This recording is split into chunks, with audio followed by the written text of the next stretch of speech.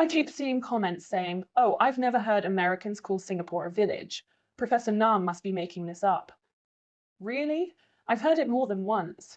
And yes, it's also true that Japanese folks casually joke about Singapore as North Korea with Wi-Fi.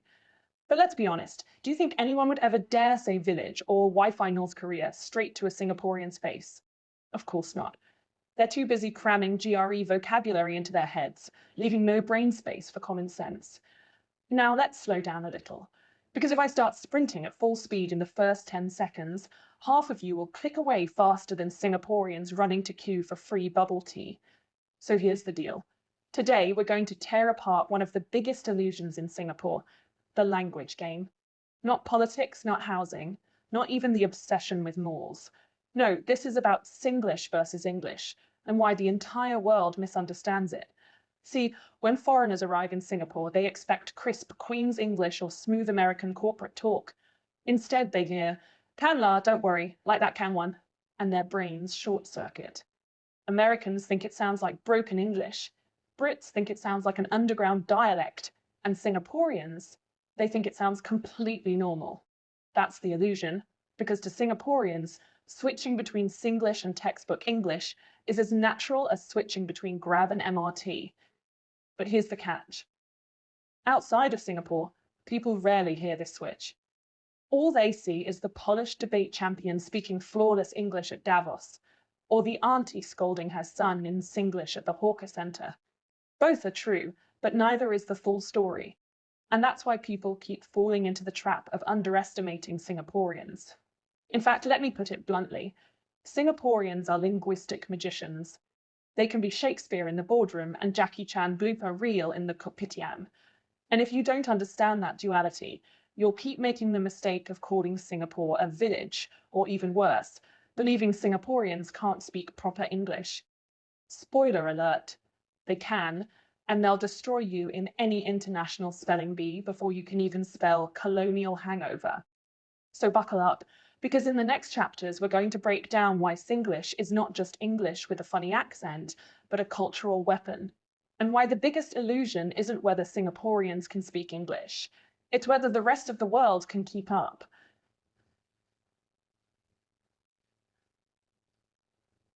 Here's the thing nobody tells you. Singlish didn't just fall from the sky one humid afternoon while Lee Kuan Yew was sipping kopi. No, it was born out of colonial chaos.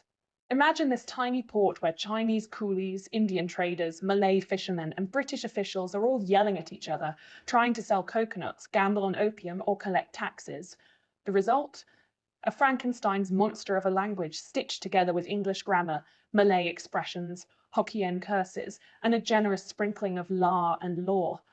If you want proof, just try translating "don't play later, kenna whack then you know." Good luck. Even Google Translate would throw up its hands and apply for PR in Australia. Now, colonial Britain thought they were bringing civilization by teaching proper English. But what actually happened? Locals took English, chewed it up, and spat it back out like a Kopi sock filter. They stripped it of unnecessary flourishes, because who has time for Shakespearean monologues when you're sweating buckets on the equator? They made it efficient, brutally efficient. A whole Oxford sentence condensed into 3 words, can or not. And that's the first illusion. Outsiders think Singlish is sloppy. Wrong, it's optimized. Americans write entire paragraphs just to ask if you're free for lunch. Singaporeans, you makin'? Done. 2 syllables, 100% clear. Even the British were confused. They wanted loyalty to the Queen, but the locals gave them loyalty to efficiency. The Brits left, but Singlish stayed. Why? Because it wasn't just a language anymore. It was a survival tool. Think about it. How else do you unite a city of migrants speaking 5 different tongues, except by creating a hybrid that everyone can sort of understand? That's Singlish, born not out of laziness, but necessity. A living proof that chaos breeds genius. And yet till today, the illusion continues. Tourists hear Singlish and think Singaporeans can't speak English. Wrong again. Singaporeans are just polite enough not to tell them, we already speak 2, 3, 4 languages, you only speak 1. Who's the real village here?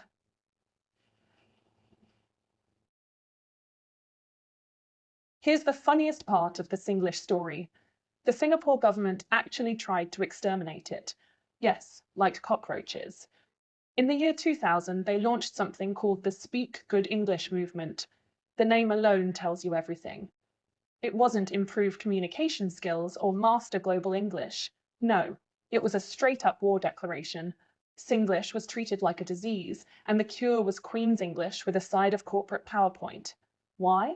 Because the government was terrified that the world would hear Singlish and assume Singaporeans were uneducated. Imagine a minister in London proudly announcing, "Our people can already speak the English very well one." Embarrassing? Maybe. But here's the irony. By trying to bury Singlish, they only made it cooler. Think about it. Tell a teenager, don't use Singlish. What happens? They use it twice as much. Add a la, a lor, a lay, and throw in a sarcastic can or not, just to annoy you. Suddenly, Singlish wasn't just casual talk anymore. It became rebellion, a badge of authenticity, a way of saying we are not robots built in an English factory. And the more the government pushed, the harder Singlish bounced back. It crept into sitcoms, TikTok, YouTube skits, stand-up comedy, even Parliament jokes. By trying to kill it, they accidentally branded it. Congratulations, Singapore. You created the world's first state-sponsored underground language. Meanwhile, here's the illusion foreigners fall for. They think the government succeeded. They watch CNA News, hear polished anchors reading Queen's English, and assume the whole country sounds like that. Wrong. Step outside the newsroom, head to any hawker stall, and reality hits you faster than chili crab spice.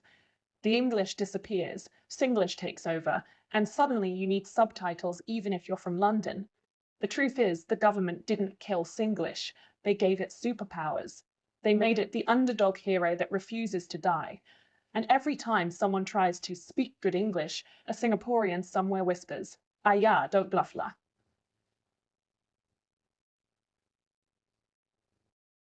Here's the thing nobody outside Singapore understands.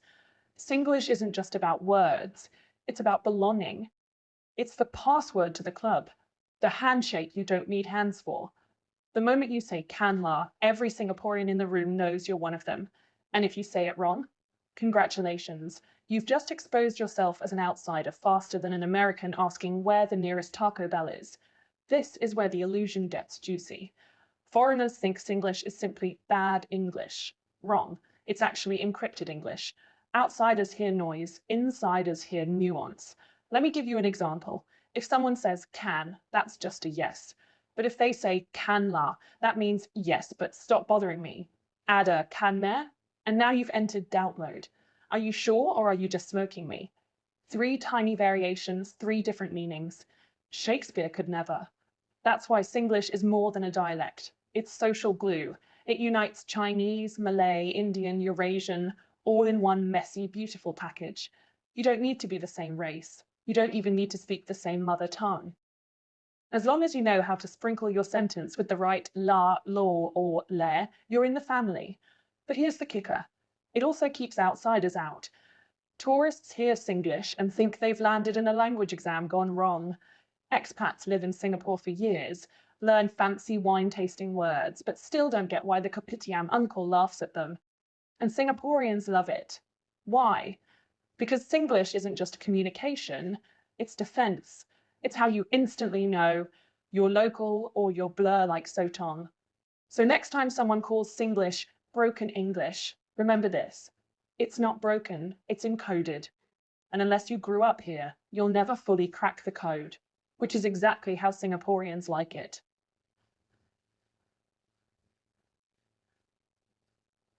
Here's where things get hilarious.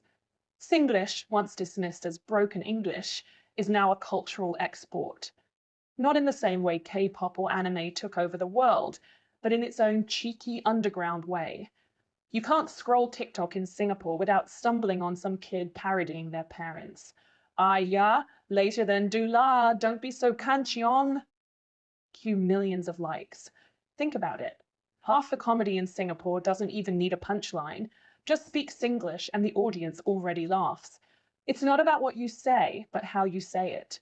Swap out "please calm down" with "don't so kanchong la," and suddenly you've got comedy gold.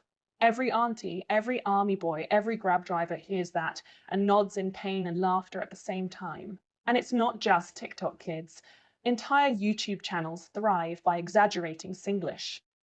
Foreigners tune in, thinking they're learning a quirky accent when really they're just scratching the surface. They imitate la nor lair without realizing the deeper rhythm, the hidden sarcasm. It's like copying a magic spell by shouting abracadabra without the wand. You look cute, but you'll never summon the dragon. Here's the illusion. Outsiders assume that because Singlish is funny on the internet, it's not serious in real life. Wrong again. Singaporeans use humour as armour. Making fun of Singlish online isn't about mocking it, it's about celebrating it. Every exaggerated sketch is basically saying, look, we survived colonialism, globalization, and MRT delays, and we still sound like this. That's resilience disguised as comedy. But try explaining that to an American tourist. They'll hear one YouTube clip, land in Changi, and think they're fluent. Then they walk up to a hawker uncle and say, hello, can I add chili la? Boom. The uncle stares at them like they just insulted his grandmother. Because yes, Singlish is entertainment, but only when you've earned the right to laugh with it, not at it. So, from hawker centre banter to viral TikToks, Singlish proves one thing. It's not just language, it's performance. And every Singaporean, born performer, on.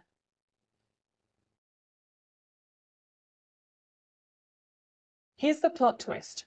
Not all Singaporeans even agree on Singlish. For some, it's home. For others, it's shame. And that's where the generational drama begins. Let's start with the older folks, the pioneer generation who lived through colonial times, Japanese occupation, and early independence. They didn't have the luxury of debating whether Singlish was proper. They just spoke whatever worked. Hokkien with the neighbour, Malay with the shopkeeper, English with the boss. Singlish was survival, not identity. So when their children started getting scolded in school for saying kanla, many just shrugged. To them, English was the future, and Singlish was just background noise. Now fast forward to today's younger crowd, the TikTok generation. For them, Singlish isn't a handicap, it's branding. It's the punchline, the meme, the inside joke you post online to get a million views. They sprinkle Singlish ironically in WhatsApp messages, even when they could type perfect English. It's how you show you're real in a world obsessed with fake filters. And then there's the middle class, the professionals, the government elites, the ones who cling to good English like it's a status badge. To them, Singlish is embarrassing. It's the sound of being provincial. They want BBC accents, MBA polish, LinkedIn-ready vocabulary. But here's the irony. Even they can't resist slipping into Singlish after 2 glasses of tiger beer. This clash keeps the illusion alive. Tourists hear the polished student at Model UN and think, wow, Singaporeans speak better English than us. Then they go to a hawker centre and hear, no stock already, don't have la, tomorrow then come. Same country, different worlds, and foreigners, bless their hearts, assume it's inconsistency. No, it's versatility. Singaporeans are playing 2 games at once. Generations may argue, but the truth is Singlish belongs to everyone. It's the glue, the meme, the shame, the pride, all rolled into one. And maybe that's why it refuses to die. Every generation reinvents it, fights over it, and secretly uses it anyway.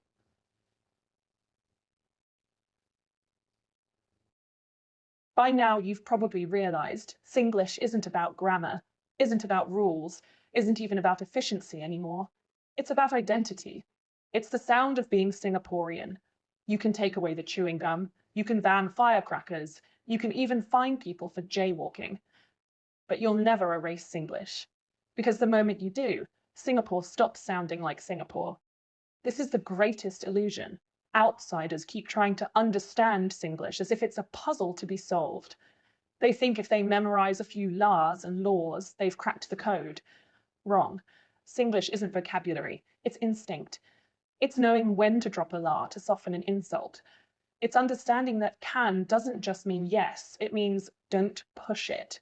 It's hearing don't play, and immediately sensing that your life is in danger. You can't study that from a textbook. You live it, or you don't.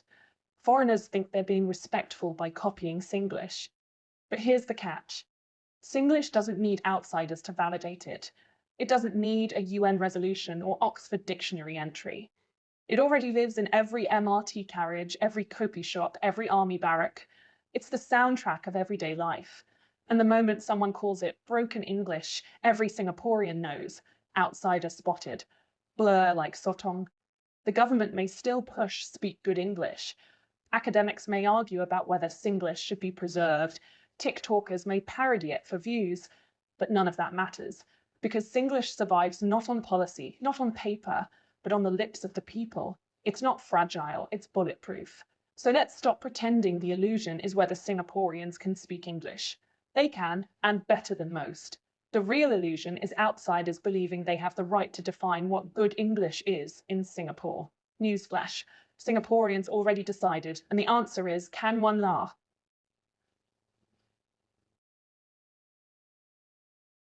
So let's recap. We've gone from colonial chaos to government campaigns, from hawker centre banter to TikTok fame. We've seen how Singlish survives scolding, reinvents itself across generations, and acts like a secret code only insiders can crack. And through it all, the illusion stays the same. Outsiders think they get to decide whether Singlish is good or bad. But here's the brutal truth. Singaporeans don't need your approval. They're already speaking 2, 3, sometimes 4 languages, while the average American is still struggling with English-only menus at Taco Bell. The British left, the Americans arrived, globalization swept in, and yet Singlish stayed. Why? Because it's not just a language. It's Singapore's personality. So the next time someone says, Singlish is broken English, maybe flip the script and ask, broken for who? For the people who can't understand it, or for the people who live it every single day? Because from where I'm standing, the illusion isn't that Singaporeans can't speak English. The illusion is that the rest of the world still thinks their English is the only one that matters. Now let me leave you with this. If you had to describe Singlish in just one word, not a sentence, not an essay, just one word, what would it be? Drop it in the comments. I guarantee the replies will be more entertaining than half the shows on Netflix. And remember, next time you hear someone call Singapore a village or North Korea with Wi-Fi, just smile, sip your kopi and say, "Ayah, don't bluff lah."